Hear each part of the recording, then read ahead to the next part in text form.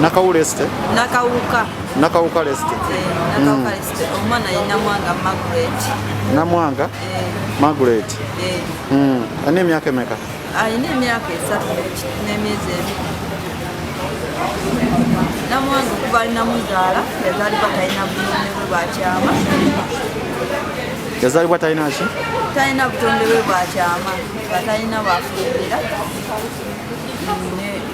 Nabana mukyala nga nawe tebaliwo buki bulungi kati namutwala mudwaliro ne bamulongosa ekyenda kino bakijjayo kati ekyenda ekyo ekiviirayo ante eddala ne muzeeyo mu ddwaliro ne bakizzayo ne bakivaayo emirundi 5 kati ne baŋŋamba nti kuumire wano bwenti paka wanaakola ki wanaakula ne muzaayo era mu ddwaliro ng'akuze ne baŋŋamba genda tujja kukubira amasimu bwe tubakubira amasimu tebagakwata baani abasawo okuvaawa emulago tebagakwata baŋŋamba tubakooya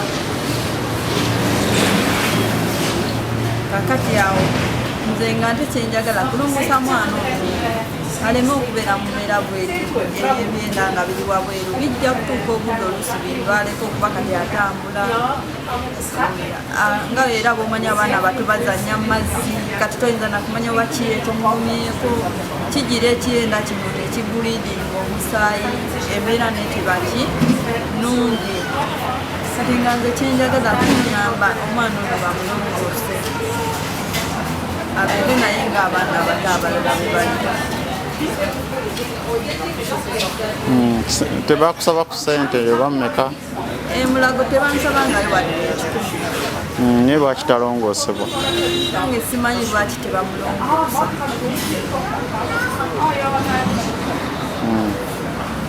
Olina gw'osobola osaba yenna okukuwa obuyambi? Nsobola osaba kubanga kati okubeera abazira kisa bonna awulira nti mu mutima gwe alina ekiseera eky'obulumi omwana nga bwe bamulabamu bw'alina obulumi obungi anyambe kyonna kyebanaba bankoledde oba bebalongosa mwana wange akumpa buyambi busobola muyamba byonna munange byensaba ebyo nabe ng'omwana ono abeera okuba mulamu bulungi talina bulwadde bwonna bulala okujjako ekyo ekyenda n'okuba nga talina wakolaki wafulumira. Taata waaliwa?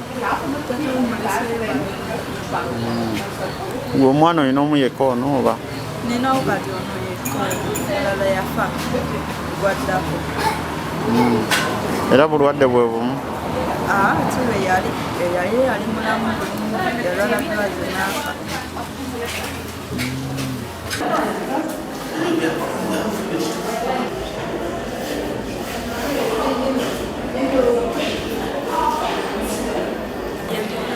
Roscovian Nakanwaki. Kiki kikulese ku ddwaliro wano?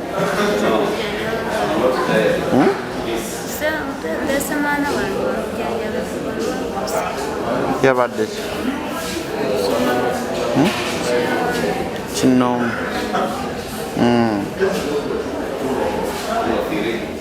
Omwana ayisibwa atya oyo?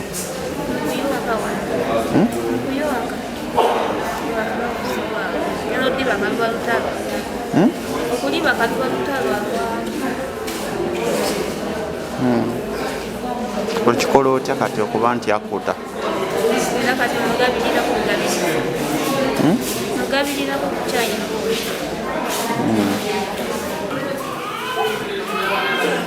bwemba ngenze mu ttooyi mala kikwata ku accident nga kyagala kuvaayo kyonna kiveeyo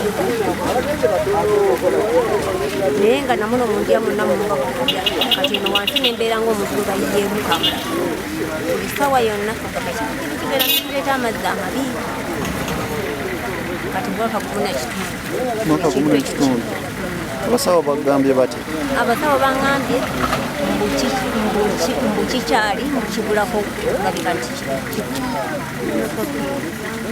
kivaamu kiba kitya kivaamu kugamba nekyepika nekibeera ngaekibeera ng'ogenze mu kabuyonjo ne bwe mba nga ntambula kiba nnyo okufuluma nekyewagamu ekibeera kyenda nze simanyi munnange abasawo bamanyi bebakiriza ebbanga baŋŋambye nabaana mumulamu naye ekintu kino mukifuluma kiringa kifuluma kyakwata ku nnyama kyafuluma bwereero byafulumira naye kati abasawo badde baŋŋambye nti badde bajinza okukirowooza naye baŋŋambye tinyakudda mu kijja nekivaayo kati bwe nkola emirimu emingi ennyo kuvaayo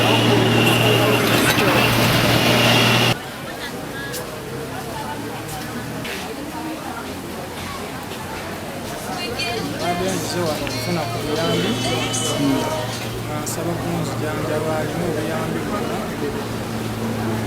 basobola engeri yasobola okuntaasaamu antaasa bakyemazeeko emyaka 10 anejjanjaba naye nga sirabawo nkyuka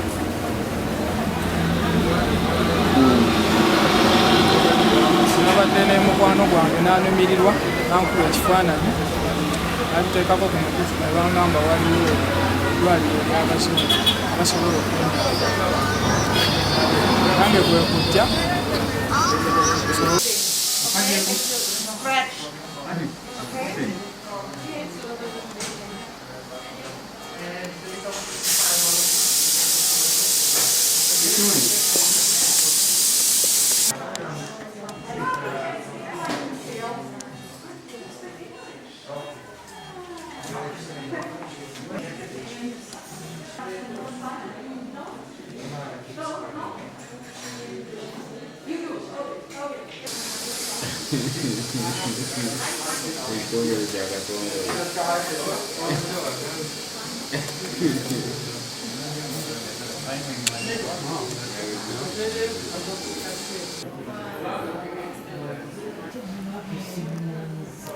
obadde obumazeeko emyaka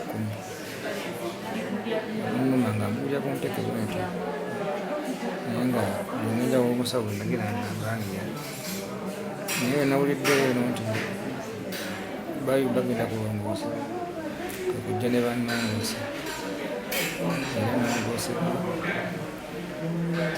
badde nkyalumizibwa naye nga maze okulongoosebwa bakugyeko sente tebangigyeko wadde ekikome kyensimbi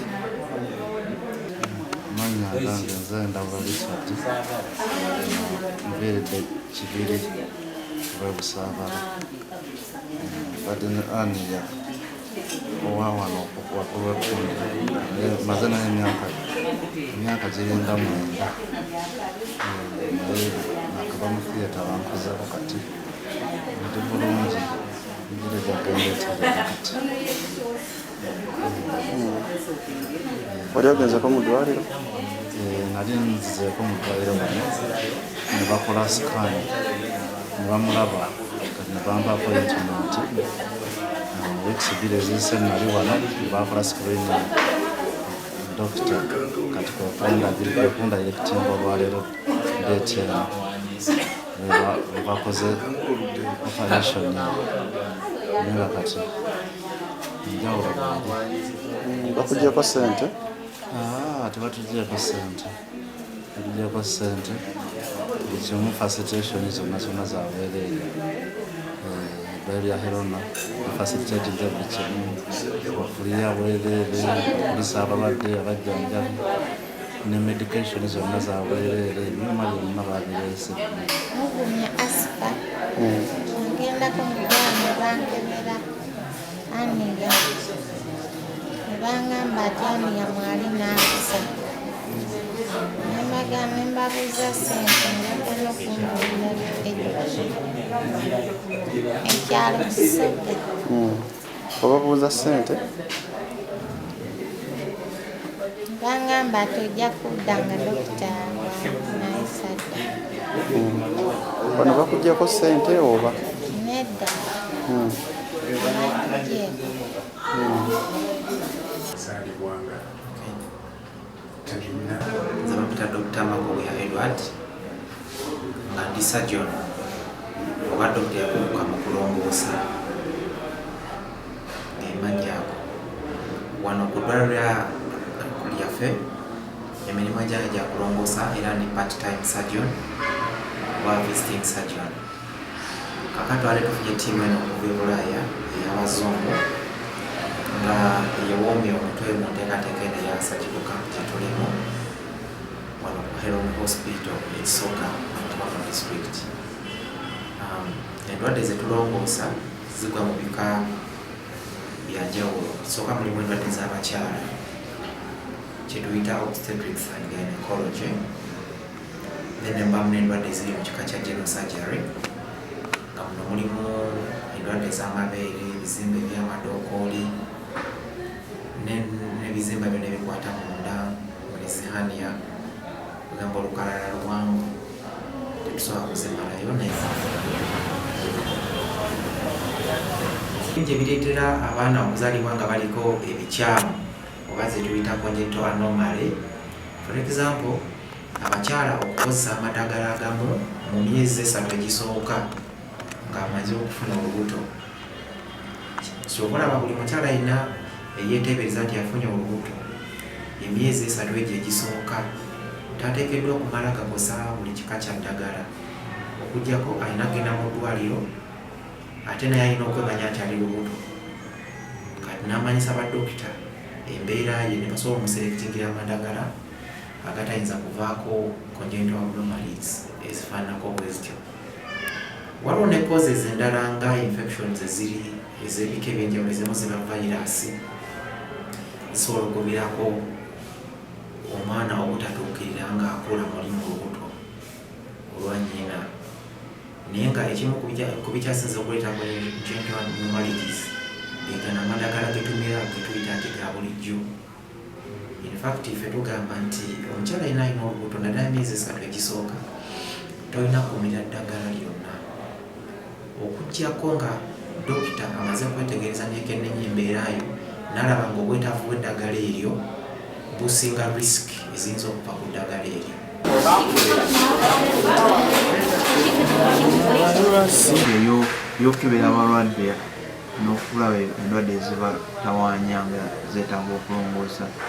Tulabye abalwadde bangi naye nga abalwadde bano bamaze ebbanga nga batawaanyizibwa olw'ensonga ya COVID-19 yakosa abantu. Twabalaba mu mwaka oguwedde naye tebasobola kugenda mu malwaliro okukolwako olw'ensonga nti tebalina ssente. Ne tugezaako okunoonya abantu bayinza okutuyambako ne tufuna abazirakisa ne bajja ne bajja okulaba engeri gye tukolamu emirimu mu Uganda naye gye bayinza okutuyambamu okulaba nti omuntu wa wansi ayambibwa. Mulimu abantu abalina abadde ne haniya abamaze naye ebbanga bakoleddwako naye n'abasigadde bangi osuubira nti tuyinza okuba nti buli mwaka tukola ku bantu abo nga tufunye obusobozi okuva gye bali. Okusa kuno kukulembeddwa Dr. Makubuya nga is a general surgeon okuva mu district y'e Luweero nga yakuliddwa okulongoosa kuno. Eddagala, ebyuma ebikozesebwa ne byonna ebigenderako byaweddwayo abazirakisa okuva mu ggwanga lya Germany.